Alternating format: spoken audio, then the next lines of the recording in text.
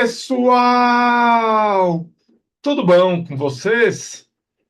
Imagine que uma pessoa esteja com febre, que o corpo dessa pessoa imediatamente começa a reagir. Tenta baixar a temperatura, restabelecer o equilíbrio.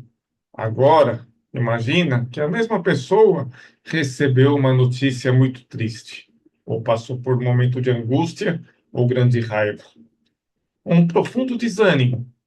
A minha pergunta é: qual será a reação do corpo? Será que existe apenas uma? Ou algo a mais também acontece? No episódio anterior, descobrimos que a vida física depende de um ambiente equilibrado. E hoje nós vamos dar mais um passo. Vamos entender como a fisiologia explica a busca pelo equilíbrio do organismo e como o professor Rivail, mais conhecido como Allan Kardec, descreve as influências dos pensamentos e sentimentos sobre aqueles que ele chamou de fluidos. A pergunta é: o que é homeostasia? Lembrando lá do episódio anterior, é quando as células vivem mergulhadas no líquido extracelular. Mas esse ambiente não pode variar demais. Se a temperatura sobe muito, problemas aparecem. Se a glicose cai demais, outros problemas surgem. Se faltar água, problemas continuarão aparecendo. Por isso, o organismo trabalha sem parar para manter o equilíbrio.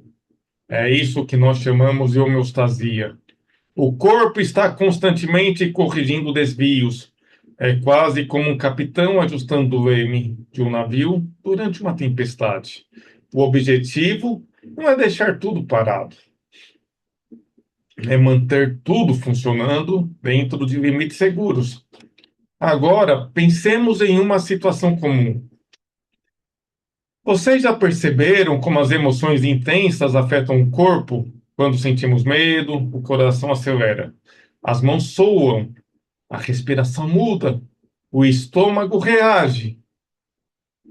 E quando estamos tranquilos, o corpo parece funcionar de uma maneira muito diferente, que é o que a ciência explica muito desses fenômenos através do sistema nervoso, dos hormônios e das respostas fisiológicas dos organismos. Mas Kardec faz uma pergunta que vai além. Será que os pensamentos e sentimentos também influenciam algo no campo espiritual? E será que esse campo espiritual chega ao campo físico? No capítulo 14 de A Gênese, Kardec explica que os fluidos espirituais seriam modificações do fluido cósmico universal. Segundo a visão espírita, os espíritos atuariam sobre esses fluidos por meio do pensamento e da vontade. É como se o pensamento fosse uma força capaz de imprimir características nesses fluidos. Kardec compara essa ação à maneira como o som produz vibrações no ar. Como a luz atravessa determinados meios, os fluidos não seriam todos iguais. Segundo o Espiritismo, eles poderiam receber qualidades diferentes, dependendo da origem e da natureza dos pensamentos que os influenciam. Por isso, Kardec fala em fluidos mais harmoniosos e fluidos mais perturbados. Novamente, estamos falando de um conceito espírita, não de uma teoria reconhecida pela fisiologia moderna. Mas é importante entender a lógica interna da proposta apresentada por Kardec, porque vamos entrar na analogia com a homeostasia. E aqui aparece uma figura interessante. Assim como o corpo busca constantemente manter o equilíbrio dos seus processos físicos, o espiritismo sugere que o espírito também deva buscar equilíbrio em seus pensamentos e sentimentos. Uma alimentação inadequada pode prejudicar o corpo. E segundo a visão espírita, pensamentos persistentes de ódio, revolta, pessimismo também afetam o equilíbrio espiritual.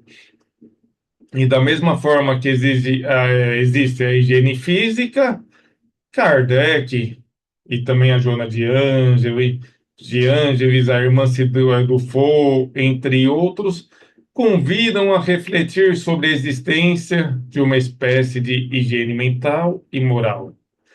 E talvez a pergunta mais importante não seja se conseguimos enxergar os fluidos.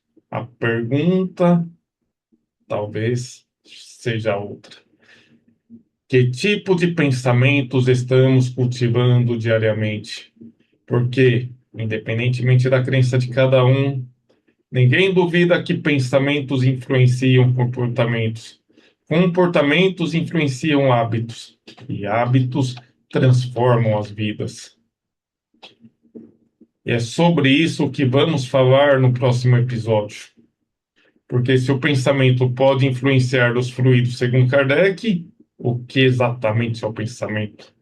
Ele nasce apenas do cérebro? O cérebro seria apenas um instrumento de algo maior?